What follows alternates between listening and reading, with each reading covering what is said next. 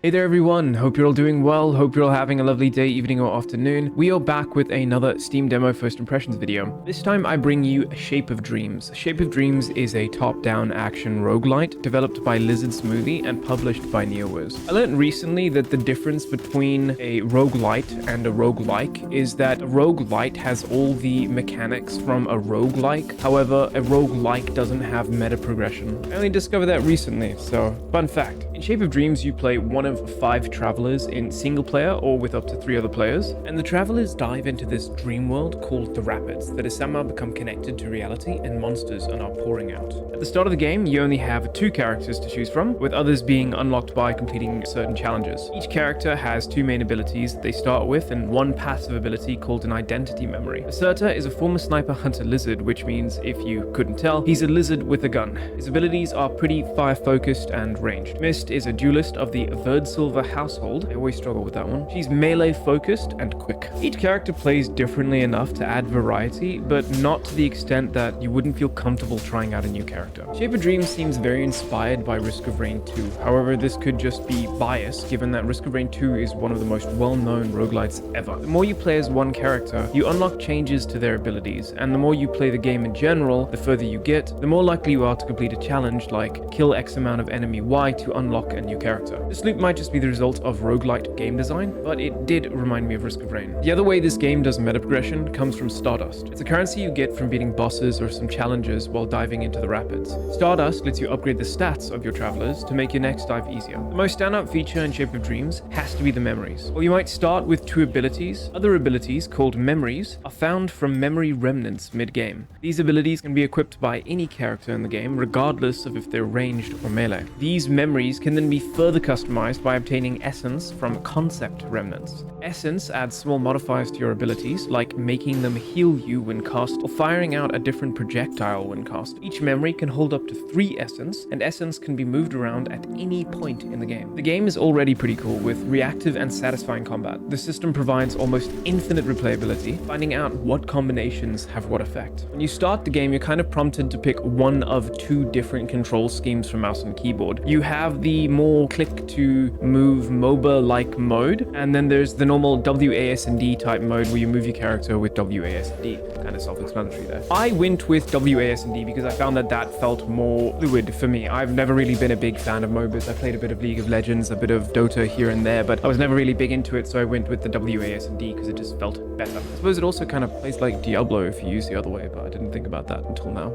However, I did eventually just kind of move towards a controller. I felt like that fit a little bit better from this style of gameplay, and it felt more intuitive, more fluid, and it has really excellent controller support, so you genuinely wouldn't be able to tell which is like the intended way to play. Even if the store page does say that it's like MOBA-like. I don't know, bro, maybe that's just me. A few small complaints about the game though. The boss design is kind of mid. I find that they look like any other enemy and have a very simple pattern. The difference is that they hit like trucks and have a shit ton of HP. The music isn't very memorable. It kind of just, it's there, it's in the background, but it never stands out. It never makes you feel like, oh, this is an epic moment. I also found the level design a little bit kind of boring, especially in the 3rd act. I haven't got any footage of that, but in the 3rd like stage, it's just like a black background with stars, but it became a little bit confusing to get around. The first level is a nice, beautiful forest. It's pretty, but the actual level design is cuckus. You just go through each level in a like faster than light star menu kind of thing, where you just pick it and then it jumps to the level. And now I know that doesn't mean it needs really good level design, but I feel like I've been spoiled by something like Hades, for instance, where each level had something interesting going on in it. We had traps, we had all sorts of things, and unfortunately, Shape of Dreams doesn't have that. Aside from those viewpoints, I really enjoy this game. It's addictive. I've been playing some really crappy demos recently just to find something that makes me want to make a video, and this was that. Go wishlist it, go show the devs some love online. I want to see more high effort roguelites like this.